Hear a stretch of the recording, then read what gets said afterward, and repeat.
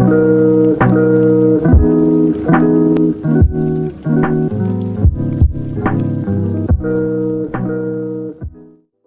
folks, how's it going? RedMaster here, and welcome back to Cards and Castles 2, where we received yet another big patch to go over. Lots of things and details to hit in this video, as this is probably the biggest patch I think the game has received to date.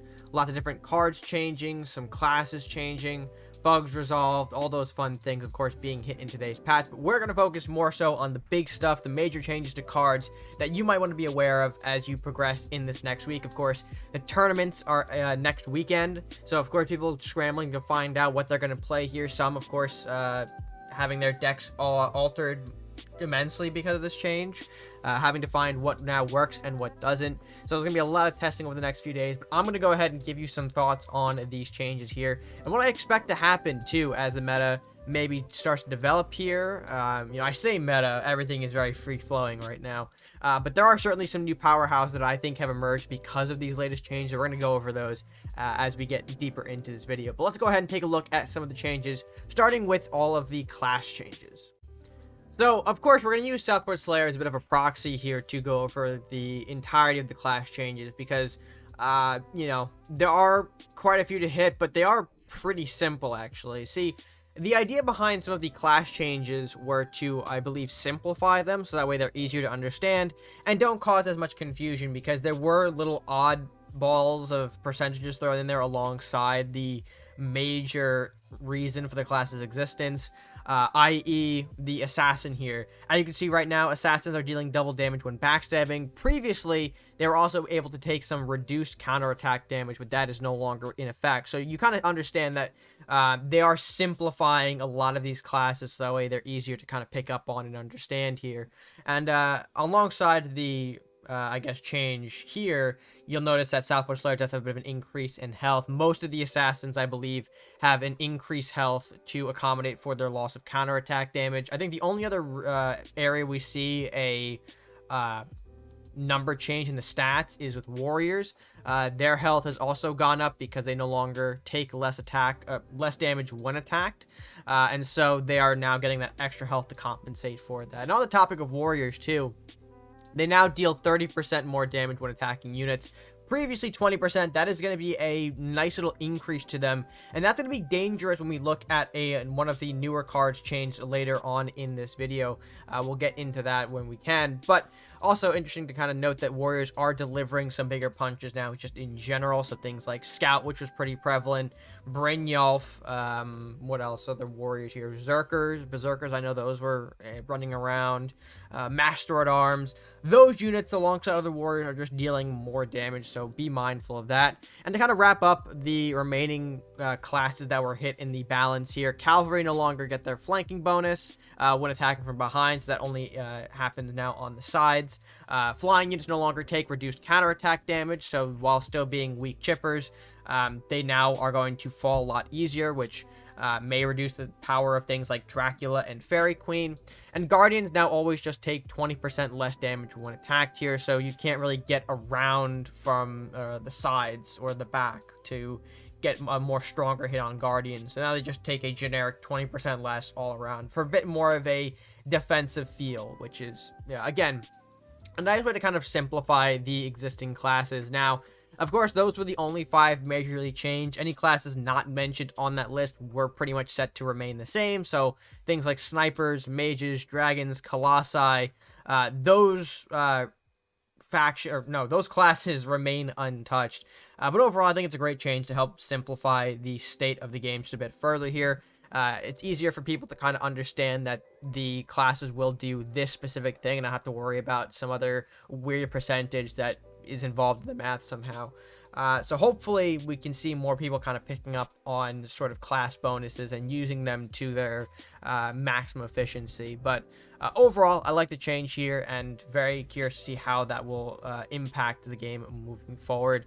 Just in terms of players as well, because I think right now the learning curve for this game has been a very tricky element for people to grasp. So overall, feeling good about that. But let's go ahead and now talk about some specific cards. So the first we're going to be looking at is Sign of the Cross. Now a 3 gold ritual spell that deals damage to enemies and heals friendlies in that cruciform formation, the cross shape, for 28. Now, this is a change I very much agree with. It was stated that the original value of the Sign of the Cross here, where you're dealing 34 for 2 gold, was just incorrect in terms of the math here. But now, being a 28 and still being a fairly cheaper spell, I think will serve its purpose a lot better. We found that the Sign of the Cross was being used in a couple of instances a bit more offensively than I think they were predicting. And so to accommodate that huge damage and just oppressive behavior that aggro decks had in yellow, where of course you rush through your units there, you set up efficiently, and then drop Sign of the Cross on their face, not only are you forcing your opponent to kind of kill the enemies on the spot, if they don't, they're going to get healed for a massive amount here. And also taking just further burn off of the castle. It was a massive value card for the Crusaders. And yes, this is a bit of a hit to the defensive potential it has. Because obviously, if you heal your castle for 34, that's big. It helps you stabilize against the aggro that you might have been able to fend off. It just was way too oppressive, I think, as a Crusader aggro tool. So happy to see this kind of get sort of hit in a way. Hopefully it doesn't take away from the defensive potential it has. But this should, of course, be weaker in terms of being using it offensively, which I think is just really where it does not need to be. But overall, like that change here. Let's go ahead and talk about our next card. Alright, so the next card we're going to be talking about is the Kunai. So, of course, Kunai taking a bit of a hit here. No longer just dealing 10 flat out damage to anything on board. It's now specified to specifically enemy units. And this is more, I think, of a hit against the absorb aggro builds we've been seeing for a while now. Being able to just ramp out into a level 6 or level 7 Kaijir by like turn 4 was something that clearly not every deck is built to take out, especially because Kaiju's have that extra protection of absorb here. Not only is it being able to gain levels off of the Kunai continuously, but if your opponent at the time has, you know, a spell-based response they could use on anything else, it just doesn't work on the Kaiju. And of course, even if they were able to deal with Kai Jr., Kaijir, however you want to say it, Kunai also ramps into the big boy Kaiju, so that's sort of a 1-2 devastating punch if the game kind of extends past, you know, turn 6, potentially when the Kaiju can just kill you.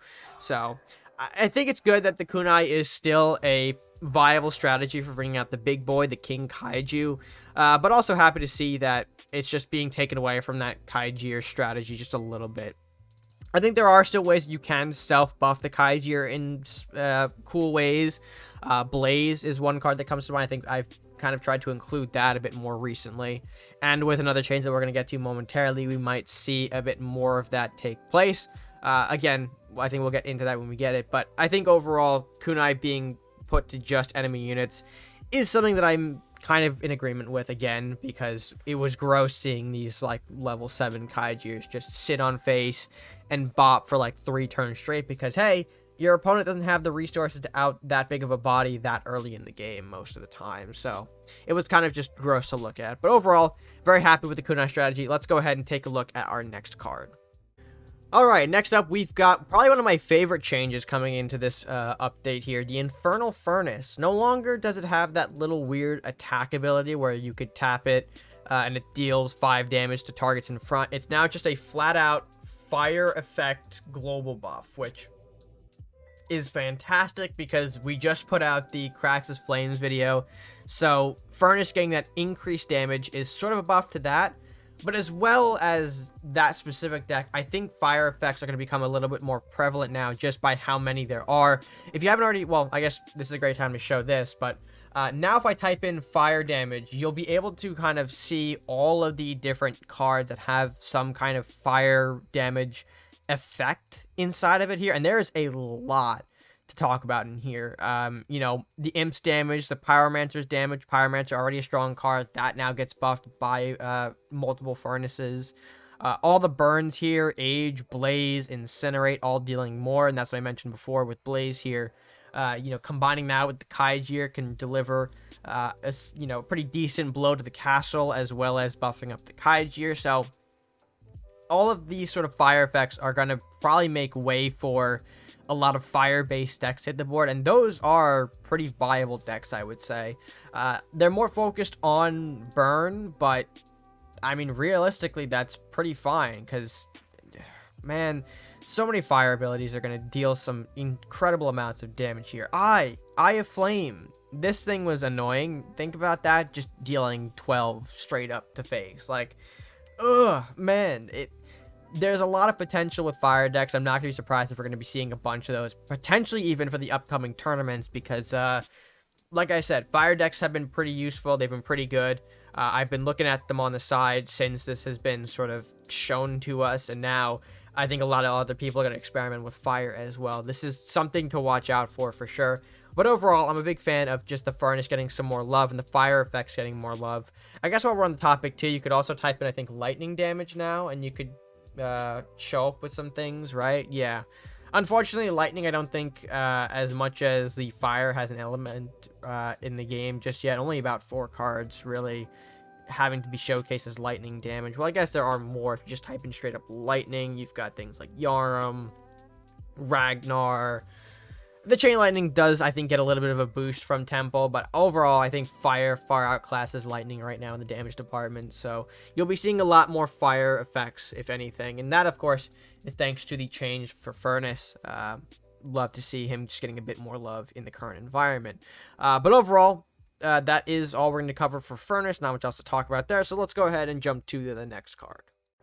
And folks, we're moving on to potentially the most game-warping change in this specific update, and that is the changes to Rakanoth. As you can see, he's a bit more expensive now, sitting at 7-3, but what's important to note here is the change to his explosive payoff. The last will of now dealing 25 fire damage to all targets in that 5x5 area. This is pretty big. Previously, I think Rakanoth was just sort of a card that people didn't really look at because it was very easy to avoid the explosion before. Kill the Rakanoth, ensure the explosion doesn't go off, and then move forward with your life. Here, though, in this new iteration of Rakanoth, the only way that you're going to be able to prevent the explosive from happening is via some kind of obliterate effect, whether Incinerate, Dragon's Fire, or I don't know if anything else has obliterate, but I think those are the only 2 that I know of right now.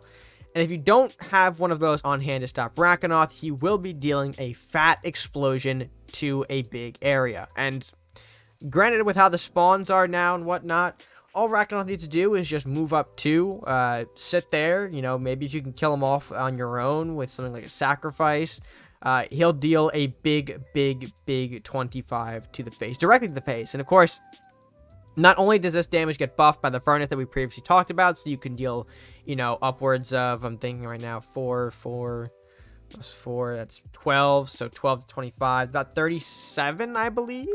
I might be wrong on that math, but I'm doing this on the fly. That huge fire damage all goes directly to face here. There's no resistance on that with, the protection, because castle resistance is just for spells.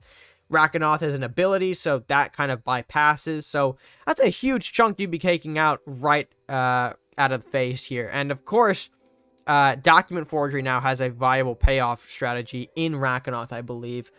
Although janky, because I think the explosion does hurt Rakanoth as well as whatever else is around at the time. I still think Document Forgery now could be experimented with a bit more. Again, you have the big payoff in Rakanoth now, but I think that does need a little more help.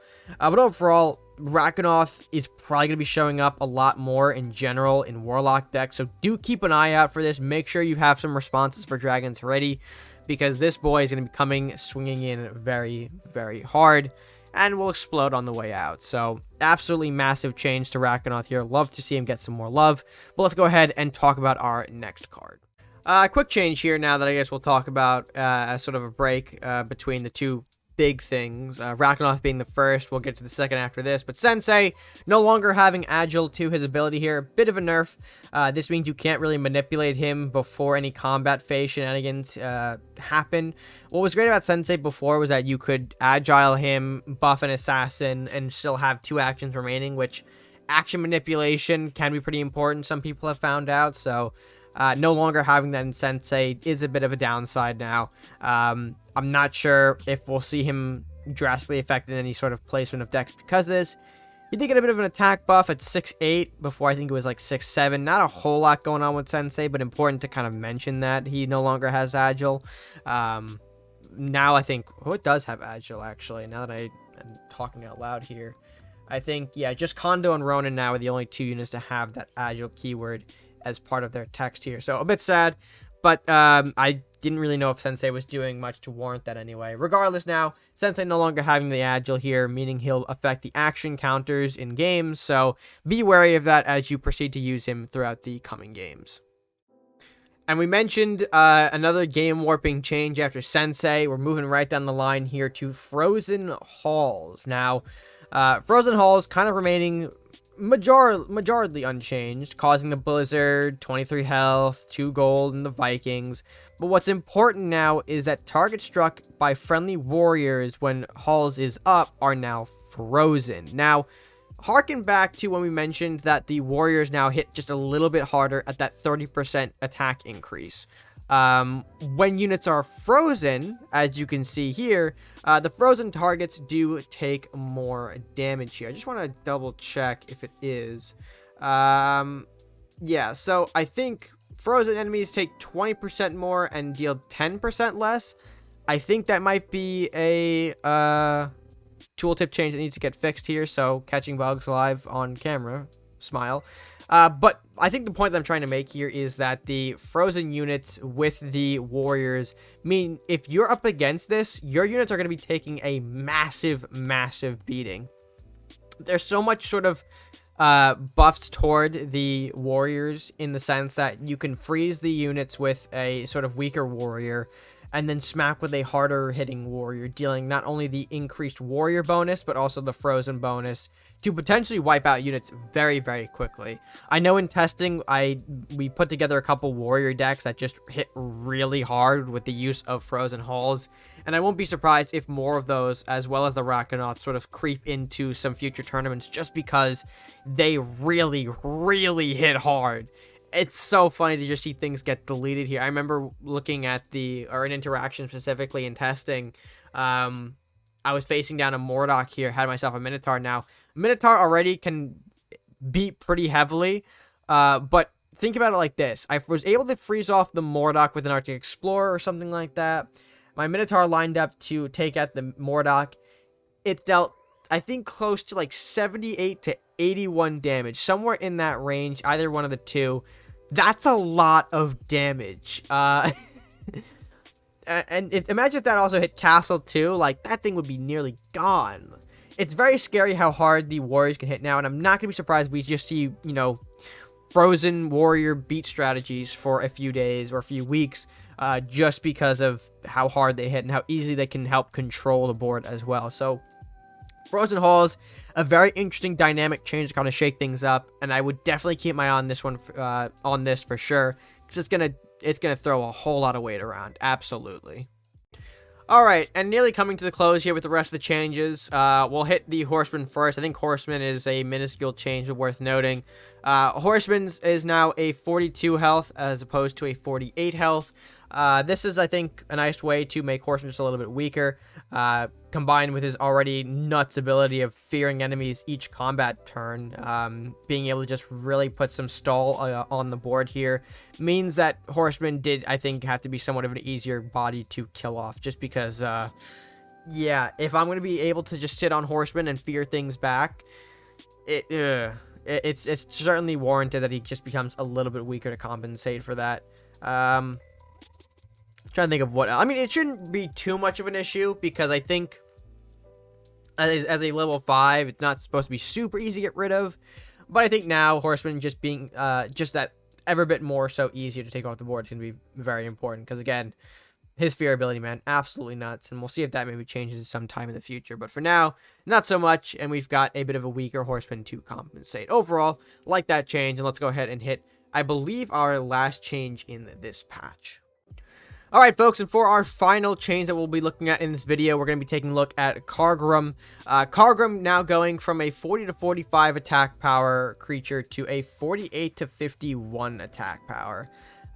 Man swings very, very hard. And keep in mind, actually, this is a pretty scary change because Warriors already got that huge support with the increased faction class or class buff, as well as the Frozen Halls buff. So combining those two things with an already harder hitting Kargrom, because he is a warrior after all, makes Kargrom, I think, a card to definitely look out for as well. I wouldn't be surprised if we see a bunch of blue-red strategies pop up that make use of warriors and throw in like maybe one copy of Kargrom, because the backlash is pretty heavy.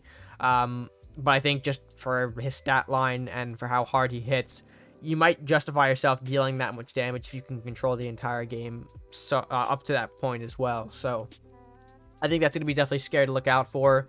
I mean, won't be surprised if we see builds like, you know, 1 Kargrom, 3 Brynjolf, and maybe something else alongside that. That just feels good to me, and again, won't be surprised if that just is a lineup in blue-red Frozen Warrior beats. Because, man, Kargrom, man, he hits like a tank now. He hits like a goddamn tank, and I'm not sure I'm ready for it. So, yeah, I think that is going to be our last change, though, overall. Looking at my list that I have here, there were a couple of minor updates that, you know, were just done for the sake of clarity. Something with I, too. I no longer having a minimum cast range, which might, I think, play into something here. I'm not exactly entirely sure on how that works again. I was always confused with the cast range and stuff. It's not really clear on Eye of Flame, but it's something to note if you're an Eye user. Maybe more so now that the Furnace getting buffed here is important to note. But other than that, a bunch of minor updates and bugs that you guys, if you want to read, the notes, I believe, are over in the Discord, which, of course, is always linked down below. Well, with that being said, let's go ahead and close out this patch video. Alright, folks, and with that being said, I hope you guys did enjoy this brief review of the latest patch to Cards and Castles 2. A very, very big patch indeed, and one that is going to definitely shake things up in terms of top decks at the moment here. I definitely expect Rakanoth to be everywhere now. I definitely expect Frozen Warrior beats to be an option that people start running just in general. And very curious on how all of these changes will affect the upcoming tournaments. Of course, those happening next week. And if you want to sign up for those, links are, again, in the Discord, which is down below in the description to follow. But overall, folks, hope you guys did enjoy. If you did enjoy, be sure to like the video. Be sure to share with your friends and comment and subscribe down below. Comment what change you're excited about and subscribe if you're new or haven't done so already. Of course, subscribing the best way that you could show your support to the channel and help this channel grow. Folks, I believe we are like somewhere just like under 30 subs or so away from reaching 1K, and to hit that potentially by 2022 would be absolutely massive. So I do hope you join us on that journey. But overall, folks, again, hope you did enjoy the video. We'll see you next time. And until then, stay gaming.